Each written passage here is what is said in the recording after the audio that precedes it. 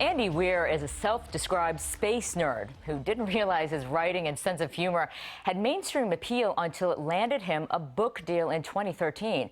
Almost instantly, it transformed him from computer programmer to best-selling author.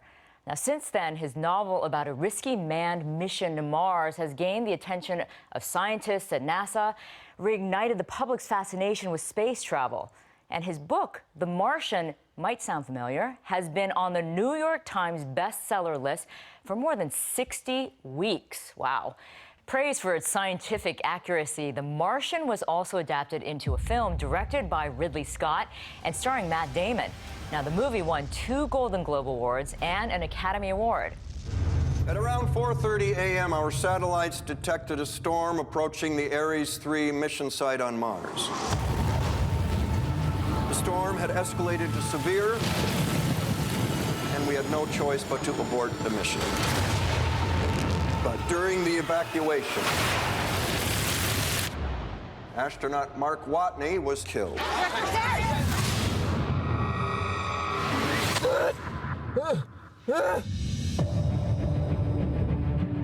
I'm entering this log for the record. This is Mark Watney, and I'm still alive. Obviously. Great movie. Well, joining us now from Mountain View, California, is the author himself, Andy Weir. Andy, welcome to Full Frame. So glad to have you here. Hi, thanks for having me. Well, Andy, first of all, congrats on the book, because what an amazing achievement. 60 weeks on the bestseller list, New York Times, and now it was made into a movie, 2 Golden Globe Awards, Oscar nominations. I mean, this must be a shock to you in so many ways. Yeah, I really have no idea what I did right. So, we'll see if I can do it again someday, but I'm enjoying the ride. Well, you should, and it seems to keep going right now for you. But let's go back to the origins of the book. What I find interesting is that really you were just writing this for fun, about Mars exploration. First of all, why Mars? What was the fascination for you? Well, I've always been a space dork my whole life, and Mars is the next obvious place for us to go. I mean, we've been to the moon. Venus is hell. It's just, it would take another century of technological development for us to be able to put humans on the surface of Venus. So Mars is the next obvious place to go. And okay. I think there's just a general fascination with it. It's exciting. It's in the popular culture. There's lots of fiction around it. It's a thing space dorks like. Okay. I love the term space dork. It's very technical, isn't it? Yes. Well, so you originally self-published the book, right? And then you put it online for people just to read it for fun, in increments. But then you had 3,000 people regularly reading this. And then all of a sudden, Crown Publishing came to you and said, we want to publish this as a full book. What was that like for you? Well, there was an intervening step where I put it up on Amazon, self-published it, and was forced to charge at least 99 cents because that's the minimum Amazon allows. And it sold really well on Amazon, and then Crown took an interest because it was like a proven seller. It was amazing for me to be approached by a print publisher and told, like, hey, we want to make a book out of your story. And right. It had been all my life. I've wanted to be a writer. The Martian's actually the 3rd book I wrote. It's just the first one that doesn't suck. So I'm really happy that I finally landed a publishing deal. I've always wanted to break into the industry. Let's talk about the main character, Mark Watney, who Matt Damon plays the main character. Did an amazing job in that. Won a Golden Globe for Best Actor, obviously. But he's kind of a smart aleck, has a really good sense of humor. But also knows how to survive.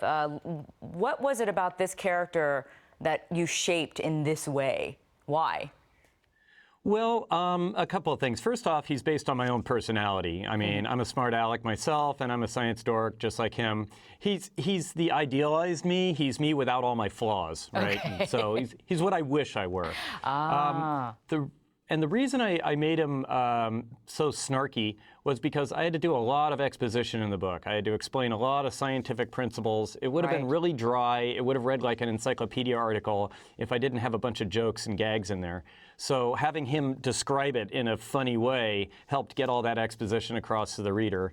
and it also helped like make the reader care about him and like him. I think it worked out pretty well. No, it really did. You're right. You're right. Because of his attitude and personality, it made it more understandable, and you could relate to him a little bit more. Let's take a clip from the movie when he's being shown in this particular clip. We'll take a look at it, and then we'll talk about it on the other side. Right. Let's do the math. Our service mission here was supposed to last 31 souls. For redundancy, they sent 68 souls worth of food. That's for 6 people. So for just me, that's going to last 300 souls, which I figure I can stretch to 400 if I ration. So I got to figure out a way to grow 3 years worth of food here on a planet where nothing grows. Luckily, I'm a botanist. Mars will come to fear my botany powers. What amazed me about this book, and a lot of scientists have said this also, the scientific accuracy of and the detail in this book about what life would be like on Mars and how people would survive and what they would do in order to survive. How did you even begin to get all that information together to make it so accurate? Well, it starts with a lifetime of being a space enthusiast. I mean, I'm just into that stuff, so that was always my hobby. Second off, I just did tons and tons of research because I really wanted to be accurate, because as a science nerd myself, I know that it really takes you out of the story if you understand science and then see violations of physics in a story. Right. So I was writing it for my mailing list. I was writing it for my blog readers who were hardcore science dorks like myself. And so I wanted to make it something that they could enjoy and something that I would enjoy. So, yeah. I spent. Also, it helps to have no social life, so you have plenty of time to do research. That's helpful. Right. Okay. So you had a lot of time on your hands to do this. But honestly, Andy, what's amazing about your book and the movie is that even NASA has said that this is incredible. He's so accurate that they would have wanted to write something very similar if they had the opportunity to write about Mars exploration. That must make you feel pretty good, because remember, you're not a rocket scientist, you're a computer programmer. Right. I was thrilled to see NASA's response. I thought they wouldn't respond at all or would be kind of aloof, but they've been enthusiastic fans of the movie. They invited me down to Johnson Space Center, and I spent 4 days getting VIP tours. I got to go into the Mission Control Center. It was awesome. It was great. It was the greatest week of my life. Is there anything that you would have changed? For instance, now we are saying that there is water on Mars or some sort of water source. At the time when you were writing this book, that hadn't been discovered yet. So would that have changed the story at all for you? Yeah, absolutely. When I wrote the book, people thought Mars was completely dry and arid except for the poles. Right. Now, once Curiosity landed there, which was after I wrote the book, they found out there's an enormous amount of water in the soil, about 35 liters for every cubic meter of soil. So in other words, if you were to fill your refrigerator with Martian soil and then extract all the water from it, you'd have 35 2-liter bottles full of water. It's just there's huge amounts of water trapped in the soil. So all the stuff the protagonist had to do to create water, which was this complicated chemistry and very dangerous stuff, he didn't have to do. Wow, he could have just brought dirt in and heated it up. Well, let's take a look at another clip where NASA is planning on trying to conduct this rescue mission. Let's take a look. Okay, let's pretend that this stapler is the Hermes, and you are... Teddy. I'm the director of NASA. Cool, Teddy, you're Earth. Right now, the Hermes is headed towards you, starting its month-long deceleration to intercept. But instead, what I'm proposing is... we start accelerating immediately to preserve velocity and gain even more. We don't intercept with Earth at all, but we come close enough to get a gravity assist and adjust course. While we're doing that, we resupply with the probe. Food and supplies. Pick up whatever provisions we need, and now we're accelerating towards Mars. Shh. You're Mars. Now, we're going too fast at this point to fall into orbit, but we can do a flyby. Watney would intercept using the MAV. And then we just head home. I done the math. Checks out. Rich, Yes, sir. get out. Again, Andy, I mean, this is a complicated mission that they're mapping out. And, you know, a lot of folks might be like, that can't really work in real life. But again, this is very accurate, right? You did the math and you did the research. Yeah, I wrote software to help calculate the orbital trajectories and everything for Hermes, which was really complicated, too complicated for me to do with straight math. I had to do simulation. Okay. And I got it, and the math does check out. And actually, after the book came out, there were real orbital dynamicists who, Rich Purnell, the guy describing everything, Donald Glover, in that scene, is an orbital dynamicist. And I've had real orbital dynamicists say, like, oh yeah, we checked all your numbers, and we checked out the orbital paths of Hermes, and you're very close to right. You're like within 2%. And so I feel pretty good about that for being a rank amateur. You wanted to make this so accurate that there wouldn't be any criticism, because we do see a lot of science fiction movies, space movies, and people the experts rip it apart saying, no, there's no way that could happen. That's totally inaccurate. But for you, it all checked out. Well, not all of it. There are a few errors in there. Oh. But, Oh, really? Oh, yeah. Okay. All right. Well, you can keep those secrets to yourself. But let's talk about your reaction to this movie, because oftentimes when books get made into movies, the authors aren't happy with the result. Well, how did you feel? That's not the case here. I'm thrilled. I think they did a fantastic job. It's very true to the book, which of course I like, and then it's just great. There are a bunch of things where they enhance it and made it so much better. For instance, that scene that you just showed. That was in the book. That information was conveyed through a series of meetings at NASA and a bunch of different expositions, but they didn't want to do that in a film because it would get boring. Right. And so Drew Goddard came up with that whole scene showing where they used the stapler as an example and stuff. And that was just a beautiful, elegant way to describe things.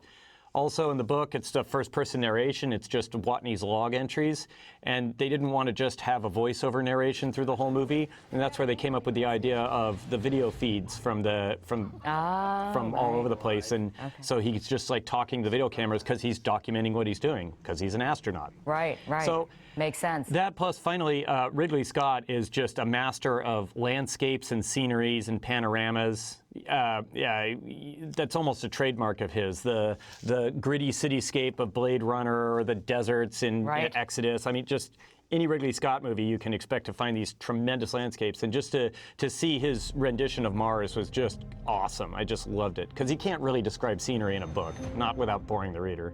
What I also found interesting in the story is how China ended up playing a part in this rescue mission, and pretty integral part. Was that something that you wanted to consciously put in there as a way in which that space exploration can be a cooperative global effort? Well, absolutely. I mean, well, first off, I never have any political point or agenda when I'm writing. I just want to entertain. However, I think that China is ascendant in their space program. I mean, the Russians aren't really inventing much new. They have a new Soyuz coming up. Our manned space flight is off for the moment. We're working on a new one, kind of slowly, but China's actually doing new things. So I'm really interested in them. I hope they follow through with their plans to do a manned moon landing, and if they do, I hope they air it live so my generation can get to stay up all night and watch people walk on the moon. That would be awesome. And I really think we should be cooperating with China in space travel. I mean, we did joint missions with the Soviets at the height of the Cold War, so it's not a strategic or military issue, right? I feel like I don't understand why NASA and China, it's Congress that prevents it, and I don't know why. Well, speaking of exploration to Mars and getting humans over there, why do you think it's so important to try to do this? I mean, why not just continue to send robots and unmanned missions to Mars? Mm-hmm. Well, it's all about your objectives.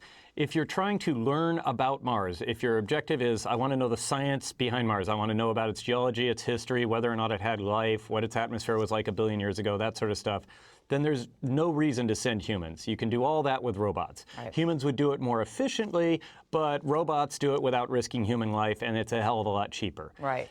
The reason to send humans to Mars, in my opinion, is because I think we should eventually colonize Mars. So the purpose for sending humans to Mars is to figure out how to send humans to Mars. Because I and a lot of other people agree, would like mankind to exist on 2 planets. Because once we do that, we're virtually immune to extinction. While we're all on 1 planet, there's a chance, it's small, but there's a chance that we could be wiped out by a cataclysm, a meteor strike, a plague, a mass coronal emission or something, I don't know. But if we're on 2 different planets, our odds of extinction drop to pretty much 0. And after 25 years as a software engineer, I've learned the value of backing up my data. Okay, thank you so much. It was such fun talking to you. Much more success to you, but man, you have done a phenomenal job with this book, and now the movie is a huge hit. So congratulations to you. Thank you so much for having me. All right. Well, coming up, Mars on Earth, how the Canadian Arctic serves as training ground for life on the Red Planet. We'll be right back.